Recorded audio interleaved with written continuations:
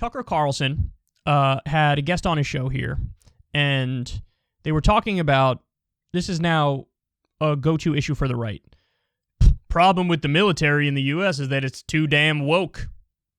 That's the problem. The problem is not that we just basically signed over a blank check to the military-industrial complex where Raytheon, Lockheed Martin, Boeing, Honeywell, and all these corporations are getting really wealthy. And the problem with the military is not that it's bigger than the next 12 biggest militaries combined, even though most of those military are our allies. The problem with the military is not our 800 or 900 military bases around the world. It's not the shadow war we're currently doing in Africa.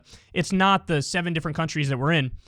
That's not the problem with the military. The problem with the military is trans people and women in the military. So listen to what this guy says here. Take note of the part on China, because this is something else. Do you think the key to remaining competitive with the Chinese military is more gender advisors? Oh, there's no question, Tucker. I mean, China right now and Russia, they're both testing hypersonic missiles that can turn New York City to ash. Russia is actually developing and has developed satellites that can push our satellites out of orbit and completely cripple our military. Our military, though, they're focused on the important things. We want to focus on climate change, and we definitely have to make sure there are enough tampons in the restrooms at the Pentagon. That's kind of what they're saying. I mean, I don't know. There's a psychological term for this, and it escapes my memory at the moment, but where there's a massive real threat that you can't deal with, so you scurry off and deal with imaginary threats to make yourself feel in control. That kind of feels like what we're watching. Well, what we're watching is the destruction of the U.S. military, and what we're going to end up seeing, Tucker, is thousands, tens of thousands, maybe hundreds of thousands of Americans die. Those are the stakes of the game we're playing here. We don't need a military that's woman-friendly. We don't need a military that's gay-friendly, with all due respect to the Air Force. We need a military that's flat-out hostile. We need a military full of Type A men who want to sit on a throne of Chinese skulls. But we don't have that now. Sit on a throne of Chinese skulls. Yeah, let's mass kill Chinese people and sit on a throne of their skulls. This is a guy, Tucker Carlson, who pretends like he's anti-war from time to time in regards to Iran, in regards to Iraq.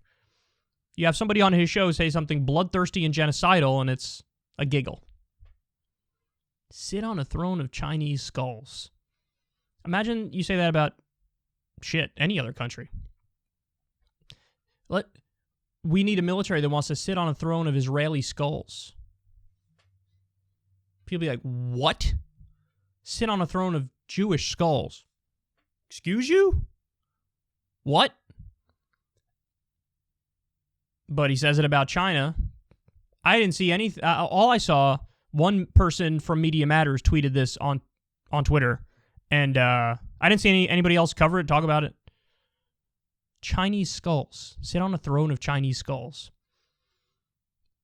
Casual, bloodthirsty, genocidal platitudes and conversations happening on Fox News. By the way, Tucker did this whole thing the other night. There was a Republican who went on, it was either CNN or MSNBC. We covered the clip too, where the guy was like, let's not rule out a nuclear strike on Russia. And I covered that, and I was like, this is insane. Does this person not understand? Civilization ends if we have a nuclear war with Russia, because millions of people die. Then you have nuclear winter, which it affects people, get radiation poisoning over the long term and die. The food production system gets destroyed. The sun gets blocked out. Civilization ends if there's a nuclear war with Russia. And Tucker was like, this is crazy and genocidal. Now he has on this guy to talk about sitting on a throne of Chinese skulls. So let me get this right. Cold War in regards to Russia, bad. Cold War in regards to China, good. Advocating, effectively, hot war with China, good. And I love how this guy also says, this is the destruction of the U.S. military. This is the destruction of the U.S. military? The military is bigger than it has literally ever been. Ever. Like I said, the military-industrial complex owns Washington, D.C., War is profitable. This is exactly what Dwight Eisenhower warned us about. You got a small number of people getting very wealthy off of war, and they've bought the government, and they want more war. And so, I don't know if you guys know this, the U.S. supports 73% of the world's dictatorships. 73%.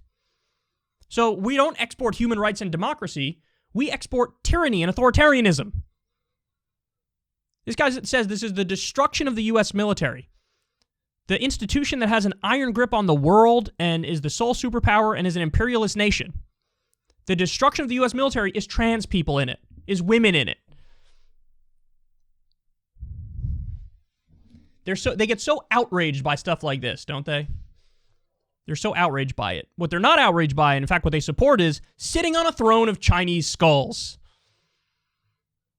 God, the whole wokeness thing, the dialogue around wokeness and cancel culture, so often it's either used to override people who are just fact-checking you.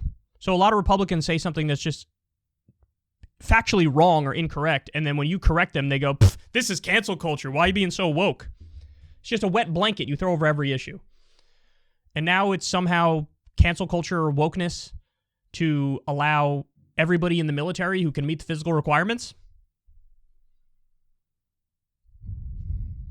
Sitting on a throne of Chinese skulls. That's what this guy wants. So he wants genocidal psychopaths in the military who are trigger happy and are ready for World War III. Again, if there's World War III, it's a wrap, guys. It's the nuclear age. We can't afford a World War III. Can't afford it. Last time was World War II, and what happened? At the end of it, we flexed our muscle by massacring Japanese civilians with the bombing of Hiroshima and Nagasaki, the nuclear bombing.